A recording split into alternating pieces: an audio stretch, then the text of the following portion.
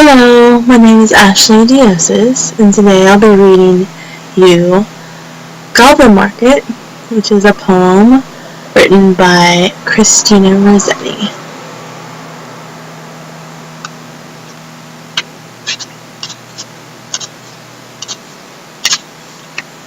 Goblin Market.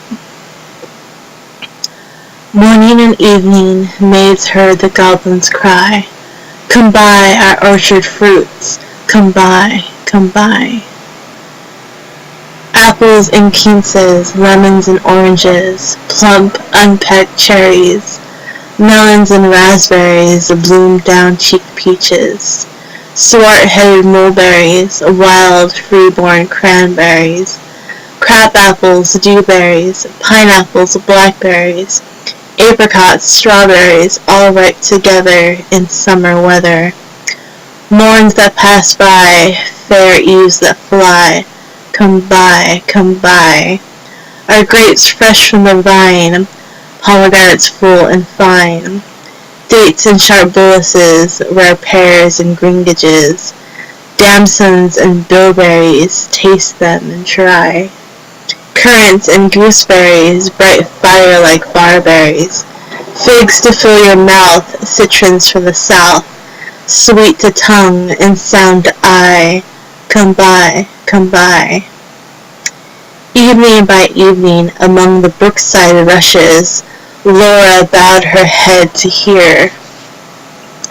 Lizzie veiled her blushes, crouching close together in the cooling weather, with clasping arms and cautioning lips, with tingling cheeks and fingertips. "Lie close," Laura said, pricking up her golden head. "We must not look at goblin men, we must not buy their fruits. Who knows upon what soil they fed their hungry, thirsty roots?" "Come buy," called the goblins, hobbling down the glen. "Oh," cried Lizzie, "Laura, Laura, you should not peep at goblin men." Lizzie covered up her eyes, covered close lest they should look. Laura reared her glossy head, and whispered like the restless brook, look, Lizzie, down the glen tramp little men. One hauls a basket, one bears a plate, one lugs a golden dish of many pounds weight. How fair the vine must grow, whose grapes are so luscious. How warm the wind must blow through those fruit bushes. "No," said Lizzie, "no, no, no. Their offers should not charm us, their evil gifts would harm us." She thrust a dimpled finger in each ear, shut eyes, and ran. Curious, Laura chose to linger, wondering at each merchant man. One had a cat's face, one whisked a tail, one tramped at a rat's pace, one crawled like a snail. One like a wombat prowled obtuse and furry, one like a rat-tail tumbled hurry-scurry. She heard a voice like voice of doves cooing all together. They sounded kind and full of loves in the pleasant weather. Laura stretched her gleaming neck like a rush-embedded swan, like a lily from the beck, like a moonlit poplar branch, like a vessel at the launch when its last restraint is gone. Backwards up the mossy glen turned and trooped the goblin men, with their shrill repeated cry, "Come buy, come buy." When they reached where Laura was, they stood stock still upon the moss, leering at each other, brother with queer brother, singling each other, brother with sly brother. One set his basket down, one reared his plate, one began to weave a crown of tendrils, leaves, and rough nuts brown. Men sell not such in any town. One heaved the golden weight of dish and fruit to offer her. come by," was still their cry. Laura stared but did not stir, longed but had no money. The whisk-tailed merchant bade her taste, in tones as smooth as honey. The cat-face purred, the rat-pace spoke a word. A welcome and the snail pace even was heard. One parrot voiced and jolly cried pretty Goblin still for pretty Polly. One whistled like a bird. But sweet-toothed Laura spoke in haste. Good folk, I have no coin to take or to purloin. I have no copper in my purse. I have no silver either. And all my gold is on the furze that shakes in windy weather. Above the rusty heather. You have much gold upon your head, they answered all together. Buy from us the golden curl. She clipped a precious golden lock. She dropped a tear more rare than pearl. Then sucked the fruit globs fair or red, sweeter than honey from the rock, stronger than manna rejoicing wine. Clearer than water flowed that juice. She never tasted such before. How should it cloy with length of use? She sucked and sucked and sucked the more. Fruits which that unknown orchard bore. She sucked until her lips were sore. Then flung the empty rinds away, but gathered up one kernel stone, and knew not was it night or day, as she turned home alone. Rosie met her at the gate, full of wise upbraidings. Dear, you should not stay so late. Twilight is not good for maidens. Should not loiter in the glen, in the haunts of goblin men. Do you not remember, Jeanie, how she met them in the moonlight, took their gifts both choice and many, ate their fruits and wore their flowers, plucked from bowers where summer ripens at all hours? But ever in the moonlight she pined and pined away, sought them by night and day, found them no more but dwindled and grew gray, then fell with the first snow, while to this day no grass will grow. Where she lies low, I planted daisies there a year ago that never blow. You should not loiter so. Nay, hush, said Laura, nay, hush, my sister. I ate and ate my fill, yet my mouth with water still. Tomorrow night I will buy more, and kissed her. Have done with sorrow, I'll bring you plums tomorrow, fresh on their mother twigs, cherries worth getting. You cannot think what figs my teeth have met in, what melons icy cold piled on a dish of gold, too huge for me to hold, what peaches with a velvet nap, pellucid grapes without one seed. Adorous indeed must be the mead, whereon they grow and pure the wave they drink, with lilies at the brink, and sugar sweet their sap. Golden head by golden head, like two pigeons in one nest, folded in each other's wings, they lay down in their curtained bed, like two blossoms on one stem, like two flakes of new fallen snow, like two wands of ivory, tipped with gold for awful kings. Moon and stars gazed in at them, wind sang to them lullaby, lumbering owls forbore to fly, not a bat flapped to and fro, round their breasts, cheek to cheek and breast to breast, locked together in one nest. Early in the morning, when the first cock crowed his warning, neat like bees and sweet as busy, Laura rose with Lizzie, fetched her honey, milked the cows, aired and set to rights the house, kneaded cakes of whitest wheat, cakes for dainty mouth to eat, next trimmed butter, whipped up cream, fed the poultry, sat and sewed, talked as modest maidens should, Lizzie with an open heart, Laura in an absent dream, one content, one sick in part, one warbling for the mere bright day's delight, one longing for the night. At length, though evening came, they went with pitchers to the reedy brook, Lizzie most placid in her look, Laura most like a leaping flame. They drew the gurgling water from its deep, Lizzie plucked purple and rich golden flags. Then turning homeward said, the sunset flushes those furthest loftiest crags. Come, Laura, not another maiden lags. No wilful squirrel wags The beasts and birds are fast asleep. But Laura loitered still among the rushes, and said the bank was steep. And said the hour was early still, the dew not fallen, the wind not chill, listening ever but not catching the customary cry, come by, with its iterated jingle of sugar-baited words, not for all her watching, once discerning even one goblin, racing, whisking, tumbling, hobbling, let alone the herds that used to tramp along the glen, in groups or single, of brisk fruit merchant men.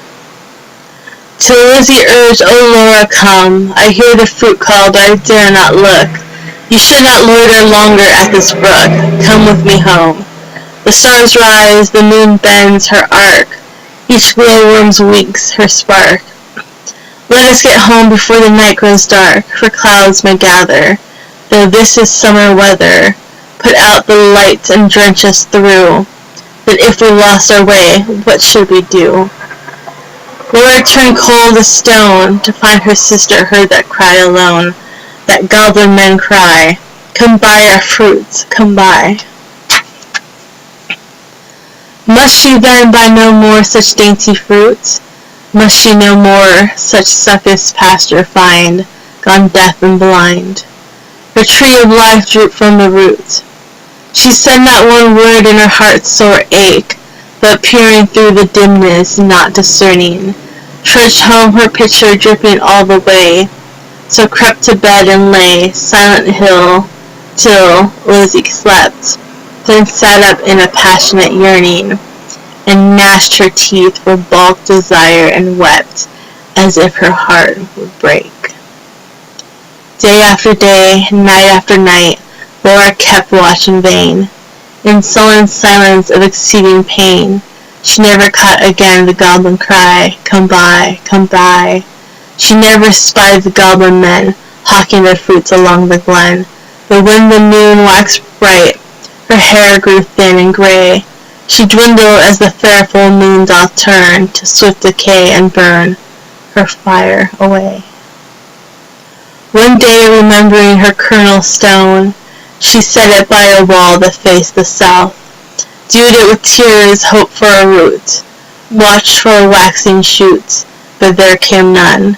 It never saw the sun.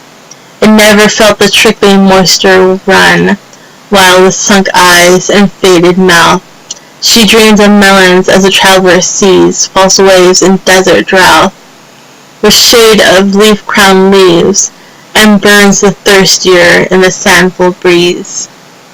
She no more swept the house, tended the fowls or cows, fetched honey, kneaded cakes of wheat, brought water from the brook, but sat down listless in the chimney nook, and would not eat.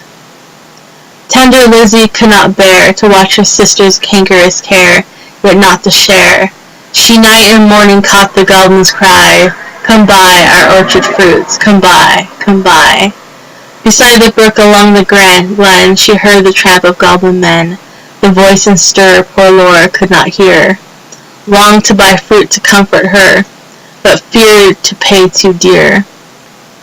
She thought of Ginny in her grave, who should have been a bride, but who for joys brides hoped to have, fell sick and died in her gray prime, in earliest winter time, with the first glazing rime, with the first snowfall of crisp winter time. Till Laura dwindling seemed knocking at death's door, then Lizzie weighed no more, better or worse, but put a silver penny in her purse, kissed Laura, crossed the hearth with clumps of furze, at twilight halted by the brook, and for the first time in her life began to listen and look. Laughed every goblin when they spied her peeping, came towards her hobbling, flying, running, leaping, puffing and blowing, chuckling, clapping, crowing, clucking and gobbling, mopping and mowing, full of airs and graces, pulling wry faces, demure grimaces, cat-like and rat-like, rattle and rough wombat-like, snail-paced in a hurry, parrot voice and whistler, helter-skelter, hurry-scurry, chattering like magpies, fluttering like pigeons, gliding like fishes, hugged her and kissed her, squeezed and caressed her, stretched up their dishes, panniers, and plates. Look at our apples, russet and done, bob at our cherries, bite at our peaches, citrons and dates, grapes for the asking, pears red with basking out in the sun, plums on their twigs, pluck them and suck them, pomegranate figs. Good folks, said Lizzie, mindful of Ginny, give me much and many, held out her apron, tossed them her penny. Nay, take a seat with us, honor and eat with us. They answered grinning, our feast is but beginning. Night yet is early, warm and dew pearly, wakeful and starry, such fruits as these no man can carry. Half their bloom would fly, half their dew would dry, half their flavor would pass by. Sit down and feast with us, be welcome guest with us, cheer you and rest with us. Thank you, said Lizzie, but one waits at home alone for me. So without further parleying, if you will not sell me any of your fruits, though much and many, give me back my silver penny I tossed you for a fee. They began to scratch their pates, no longer wagging, purring, but visibly demurring, grunting and snarling. One called her proud, cross-grained, uncivil. Their tones waxed loud, their looks were evil. Lashing their tails, they trod and hustled her, elbowed and jostled her, clawed with their nails, barking, mewing, hissing, mocking, tore her gown and soiled her stocking, twitched her hair out by the roots, stamped upon her tender feet, held her hands and squeezed their fruits against her mouth to make her eat. White and golden Lizzie stood like a lily in a flood, like a rock of blue-veined stone lashed by tides obstreperously, like a beacon left alone in a hoary roaring sea, sending up a golden fire like a fruit-crowned orange tree, white with blossoms honey sweet, sore beset by wasp and bee, like a royal virgin town, topped with gilded dome and spire, clothes belaggard by a fleet, mad to tug her standard down. One may lead a horse to water, 20 cannot make him drink. Though the goblins cuffed and caught her, coaxed and fought her, bullied and besought her, scratched her, pinched her black as ink, kicked and knocked her, mauled and mocked her, Lizzie uttered not a word, would not open lip from lip, lest they should cram a mouthful in, but laughed in heart to feel the drip of juice that syruped all her face, and lodged in dimples of her chin, and streaked her neck which quaked like curd. At last the evil people, worn out by her resistance, flung back her penny, kicked their fruit along whichever road they took, not leaving root or stone or shoot. Some writhed into the ground, some dived into the brook with a ring and ripple, some scudded on the gale without a sound, some vanished in the distance. With a smart ache tingle, Lizzie went her way, knew not was it night or day, sprang up the bank, tore through the firs, threaded copse and dingle, and heard her penny jingle, bouncing in her purse. Its bounce was music to her ear. She ran and ran as if she feared some goblin man dogged her with a gibe or curse or something worse. But not one goblin scurried after, nor was she pricked by fear. The kind heart made her windy pace, that urged her home quite out of breath with haste and inward laughter. She cried, Laura, up the garden, did you miss me? Come and kiss me, never mind my bruises. Hug me, kiss me, suck my juices. Squeeze from goblin fruits for you, goblin pulp and goblin dew. Eat me, drink me, love me. Laura, make much of me. For your sake I have braved the glen, and had to do with goblin merchant men. Laura started from her chair, flung her arms up in the air, clutched her hair. Lizzie, Lizzie, have you tasted for my sake the fruit forbidden? Must your light like mine be hidden, your young life like mine be wasted, undone in mine undoing, and ruined in my ruin, thirsty, cankered, goblin-ridden? She clung about her sister, and kissed and kissed and kissed her. Tears once again refreshed her shrunken eyes, dropping like rain after long sultry drought. Shaking with anguish, fear, and pain, she kissed and kissed her with a hungry mouth. Her lips began to scorch, that juice was wormwood on her tongue. She loathed the feast, writhing as one possessed, she leapt and sung. Rent all her robe and wrung her hands in lamentable haste, and beat her breast. Her locks streamed like the torch borne by a racer at full speed, or like the mane of horses in their flight, or like an eagle when she stems the light, straight toward the sun, or like a caged thing freed, or like a flying flag when armies run. Swift fire spread through her veins, knocked at her heart, met the fire smoldering there, and overbore its lesser flame, she gores on bitterness without a name. Ah, fool, to choose such a part of soul-consuming care, since failed in the mortal strife, like the watchtower of a town, which an earthquake shattered down, like a lightning-stricken mast, like a wind-uprooted tree, spun about like a foam-topped water-spout, cast down headlong in the sea. She fell at last, pleasure past and anguish past. Is it death or is it life?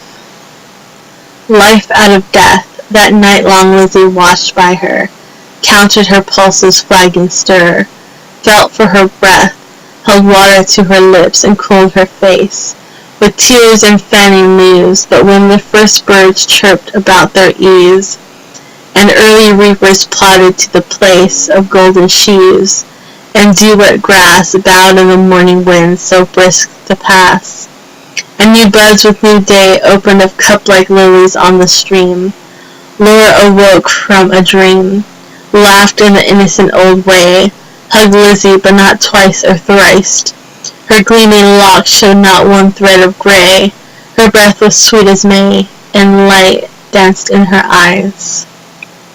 Days, weeks, months, years afterwards, when both were wives, with children of their own, their mother hearts beset with fears, their lives bound up in tender lives, Laura would call the little ones and tell them of her early prime, those pleasant days long gone,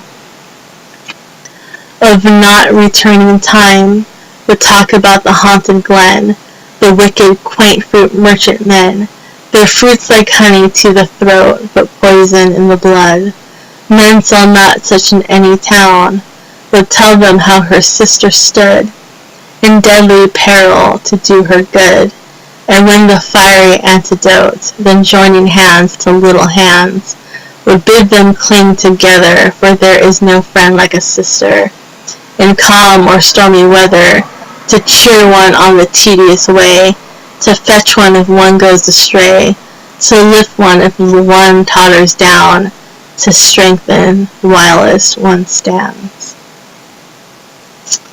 And that was The Goblin Marke by Christina Rossetti. Alright, let's see what else. I'm going to read for you from my own book, Diary of a Sorceress, which is published by Hippocampus Press, October 2017. Let's see.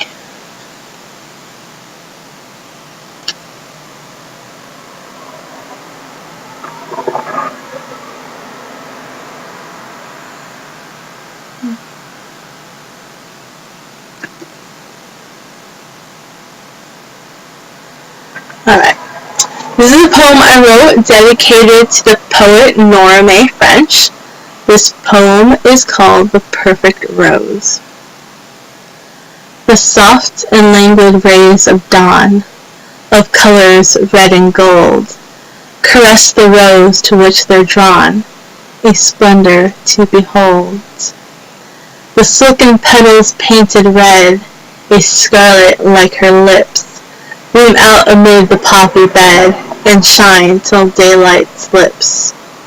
The perfect rose, still young and pure, still timeless like a swan, could heed the storm at its strong lure. It bloomed, and now is gone.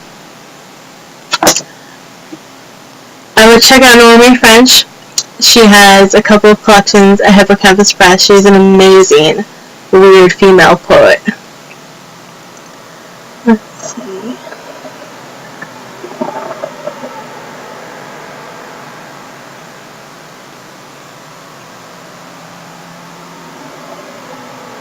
I think I will read one more. Which one?